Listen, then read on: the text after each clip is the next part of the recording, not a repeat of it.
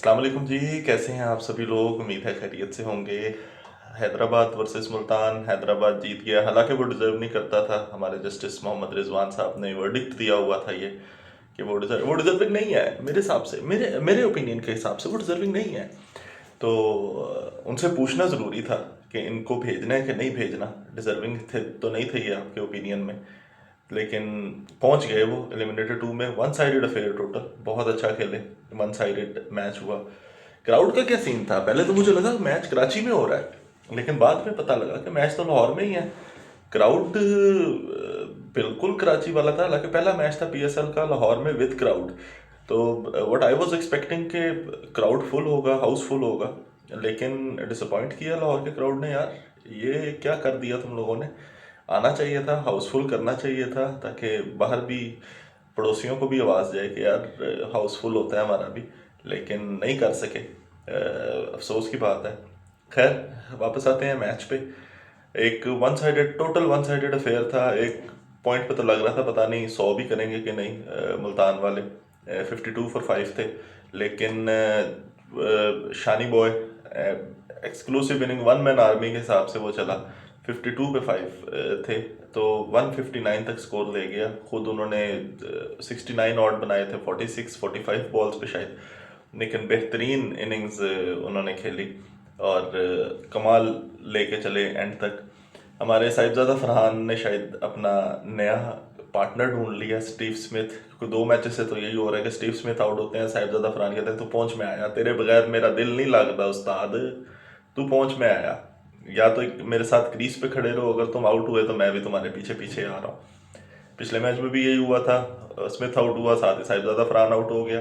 इस मैच में भी यही, स्मिथ आउट हुआ, साथ ही साहिबजादा फरहान भी, कि तू चाह बनवा, मैं आ रहे हैं बिस्किट लेके, मैं आ रहे हैं, तू चाह बनवा।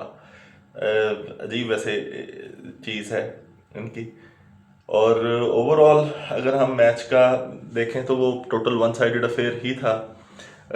काफ़ी चीज़ें हुई। उस्मान खान ने, एक यंगस्टर तैयब था, उस पर चीखना चिल्लाना शुरू कर दिया। वो बेचारा पहली दफ़ा ग्राउंड में आ रहा था। उसने थ्रो की, थ्रो सही नहीं पहुंची। उसने ऐसे एटीट्यूड दिखाया, उस्ताद तेनू तो फिर लम्मियां पा के जुत्तियां मारनियां चाहिए ने इंटरनेशनल क्रिकेट में, जो तू ਇਹੋ ਜਿਹੀਆਂ हरकतां करना है। अजीबो गरीब तू हरकतां करना है। तो यंगस्टर है यार, पहली दफ़ा ग्राउंड में आया है। इतना प्रेशर आप लोगों ने डाल दिया कि उसके बाद उससे एक और मिसफील्ड हुई, बाउंड्री नहीं हो सकी, 2 रन हुए उसमें। बाउंड्री में बड़ी अच्छी फील्डिंग कर ली तो वो हुई। आप इतना प्रेशर ना डालें यार, बच्चा है बेचारा।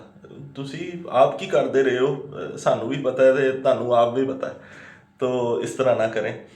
हसान खान को आखिरी ओवर दिया, उन्होंने, उनका ख्याल था कि शायद अपने मेन बॉलर से फटाफट हम आउट कर लेंगे, तो मेन बॉलर्स के कोटे पूरे हो गए, तो हसान खान आखिरी ओवर आए।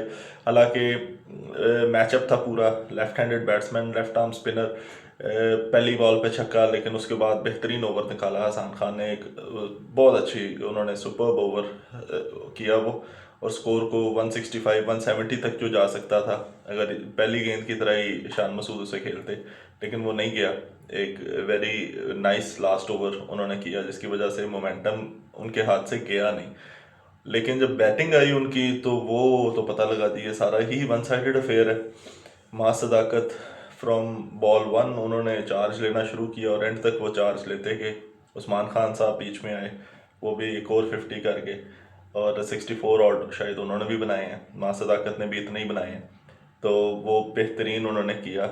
एक जो हमारे मैच विनर मुल्तान की तरफ से मोहम्मद नवाज, जो भी मॉल में है अपने, वो आज भी कुछ नहीं कर सके, ना बैटिंग में ना ही बॉलिंग में।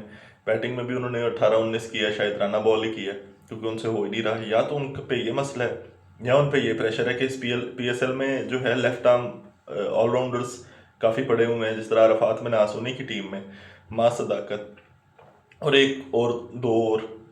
तो शायद वो इस चीज़ का प्रेशर ले गए कि यार हमसे नहीं हो रहा, ये मेरी जगह ले लेके माना, ये मसला हो रहा है। तो मैच विनर्स का तो मुझे लग रहा है कि पत्ता जो है वो इस बार साफ हो ही गया है।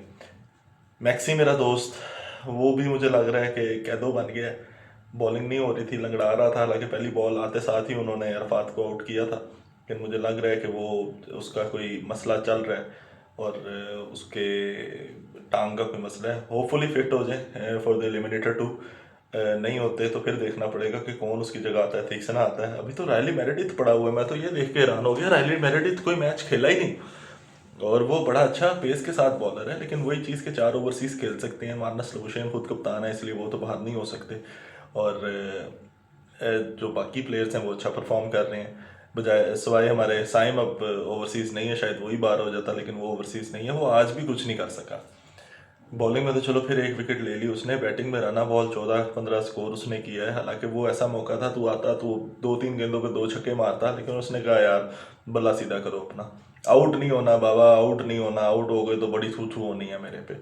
और उसने इसलिए रना बॉल आराम आराम से लेके जो है वो चलता रहा। और मैच के दौरान एक और मज़ेदार वाक़या हुआ, रमीज़ भाई अपने आग लगी बस्ती में, रमीज़ भाई अपनी मस्ती में जफ्फियाँ डाल रहे हैं यार, जो को कमेंटेटर है लीसा उसके साथ। रमीज़ भाई कुछ तो ख्याल करें, नेशनल टेलीविज़न पाकिस्तान है यार, वो डाल रही हो आप उसे मना कर देना, ना ना ना ना ना, मना है निश्ता।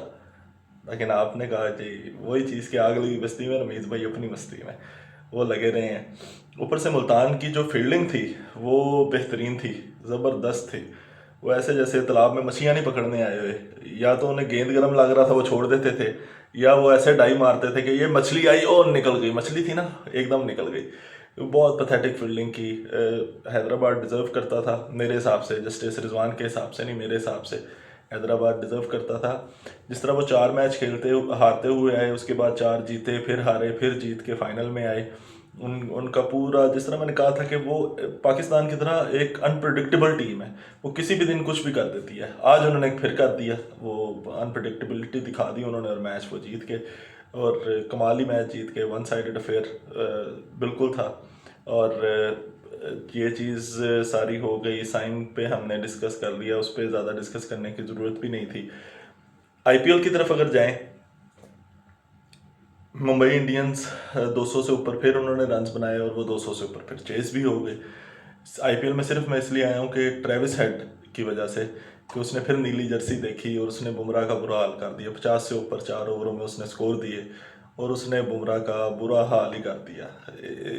ये आईपीएल बुमराह को बहुत भारी पड़ रहा है और इसमें पता नहीं बुमराह के साथ क्या हो रहा है और आगे आगे क्या होना है। थोड़े ही मैच रह गए मेरा ख्याल है उनके, प्ले ऑफ में शायद नहीं पहुँचेंगे, लेकिन क्या हाल होना उनका मेरी समझ से बाहर है। लेकिन इस टूर्नामेंट बुमराह को बहुत जल्दी भूलना पड़ेगा कि यार इस टूर्नामेंट में मेरे साथ क्या हुआ है। बाकी अब आज तो प्ले ऑफ्स या एलिमिनेटर नहीं है, कल है, लाहौर में ही है, Islamabad versus Hyderabad. Let's see उसमें क्या होता है, क्या क्राउड की क्या सिचुएशन होती है। क्राउड को आना चाहिए क्योंकि ओवरसीज़ जो प्लेयर हैं वो भी आके देखें कि यार क्राउड काफ़ी है और मज़ा भी आएगा उन्हें। जिस तरह कराची में फिर भी बहुत क्राउड था इनिशियली, पहले 6-7 ओवर्स में, शायद दूर है कराची का स्टेडियम इस वजह से इतना क्राउड नहीं था, लेकिन उसके बाद बहुत क्राउड था कराची का। मज़ा कराया उस मैच ने। पेशावर और जो इस्लामाबाद का हुआ था उस मैच में वाकई मज़ा कराया, लेकिन लाहौर में बिल्कुल मज़ा नहीं आया, क्राउड बहुत कम था। दुआ करते हैं कि क्राउड हो लास्ट मैच में और मैच भी अच्छा हो, कांटे का हो, मज़ा आए देखने का। और फिर फाइनल अपने बॉबी द किंग का फाइनल देखेंगे, जो भी इन दोनों में से टीम्स आएंगी। तब तक के लिए हमें इजाज़त दीजिए, अपना और अपने अहल अयाल का ख्याल रखिएगा, हमें भी दुआओं में याद रखिएगा। अस्सलाम वालेकुम।